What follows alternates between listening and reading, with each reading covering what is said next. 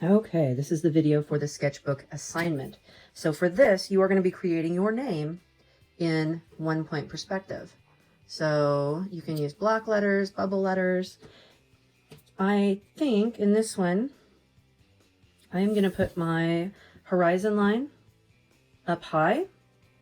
I'm not actually going to draw my horizon line because I don't need it for this particular thing, but I am going to put my vanishing point kind of off to one side here.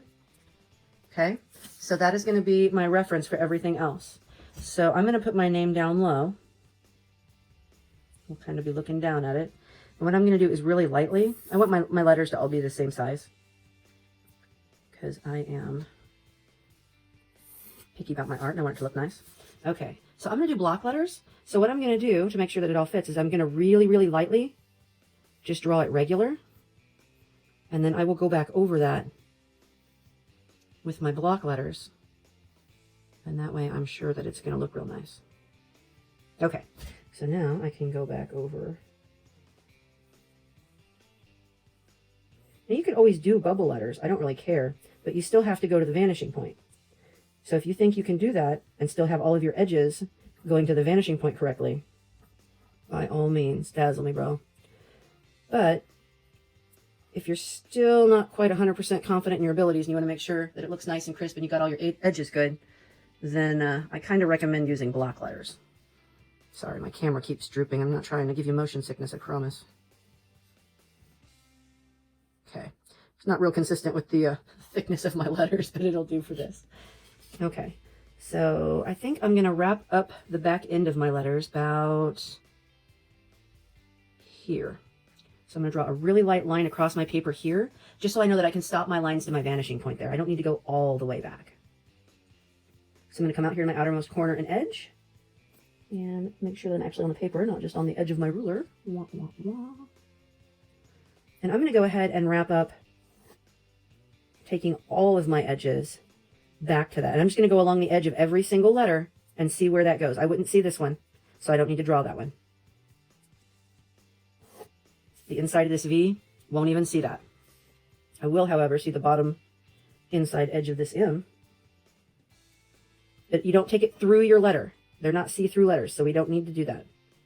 I wouldn't see any of that on the inside of that.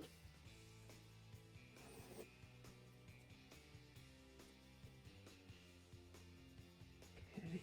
And you got to remember, you don't go through your other letters either. So I'm taking this M back to here, but then I'm going to stop because I wouldn't see where it goes through here. And if you need to start on the outside and work or the inside and work your way out, yeah, that might be a way to go too. I just like to go from left to right because otherwise I have this amazing habit of dragging my hand through everything I just drew and smudging it. But you can do that however you would like to do that. Now this time we will see the inside corner here of that R.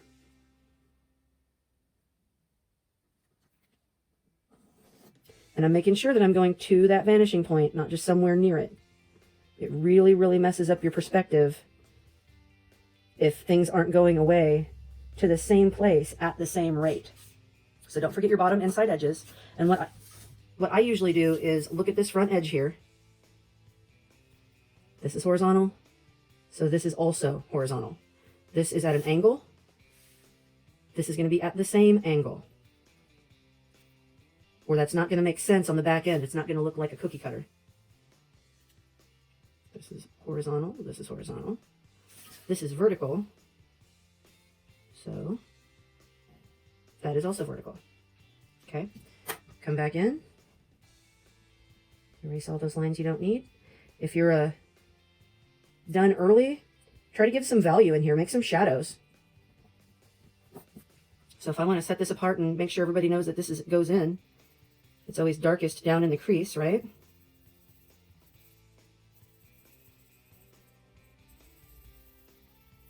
So maybe you can come in there. This is a terrible pencil for trying to shade. I used it because I thought it might show up better on the video. Come back in there and darken that up, and I've got some instant depth. And you can do that any place where these overlap, just to set them apart and kind of give yourself an even bigger sense of depth in there.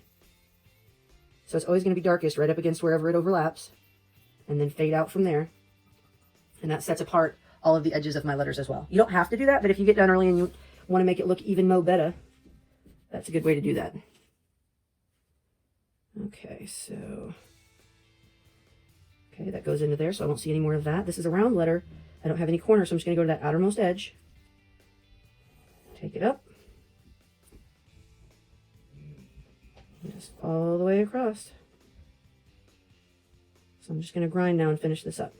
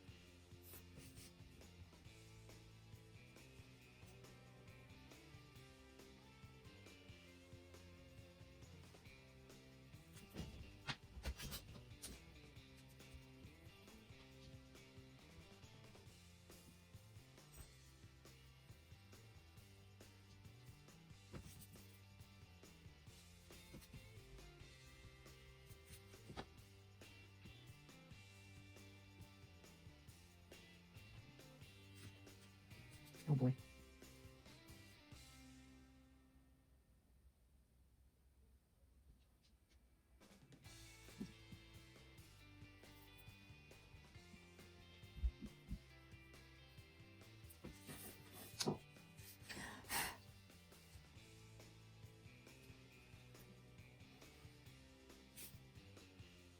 So I really didn't like the way that this just stopped right there, so I kind of corrected this and made it vertical here so that we did see just a little bit of this edge to make this S feel just a little bit less bizarre. Just a personal preference.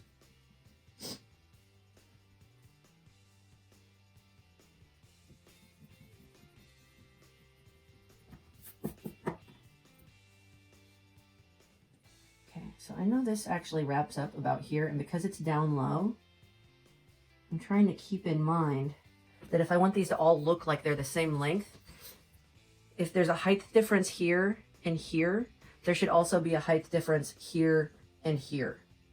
So if you haven't done that and you're looking at it and trying to figure out why it looks a little bit weird, consider that you haven't taken that height difference into account on the back end. Because that's usually, when I can't figure out why that looks so weird, it's usually something simple like that.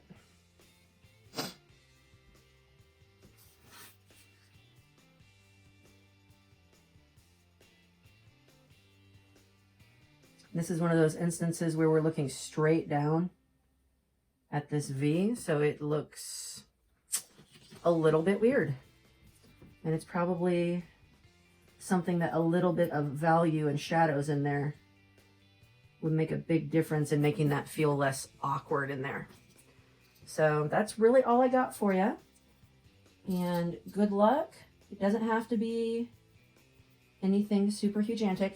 So what you're going to do is take a picture of this with your cellular device. If you have one. If you don't have one, you may need to have a friend take a picture of it for you and send it to me. When you take your picture,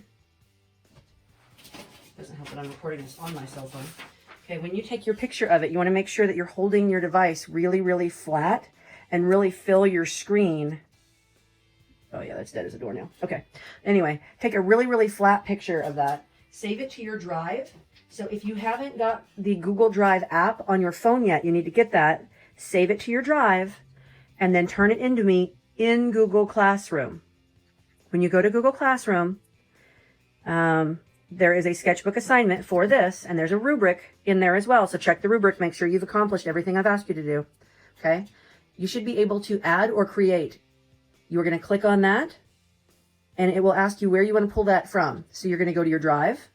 Wherever you saved this, I recommend making you an Art 1 folder for pictures of your work. And all you got to do is click on the picture you want to turn in, and that's it. That's all I need from you. So the sub will be there to help walk you through that. And I hope to see these tomorrow evening. Good luck, guys.